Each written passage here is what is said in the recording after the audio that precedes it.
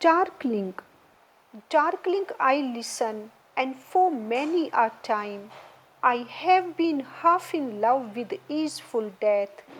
called him soft names in many a mused rhyme, to take into the air my quiet breath. Now more than ever seems it rich to die, to seize upon the midnight with no pain,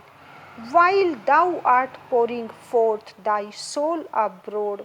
in such an ecstasy.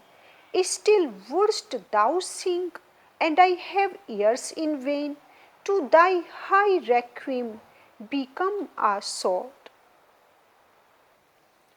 that I might drink and leave the world unseen, and with thee fade away into the forest dim. My heart aches and a drowsy numbness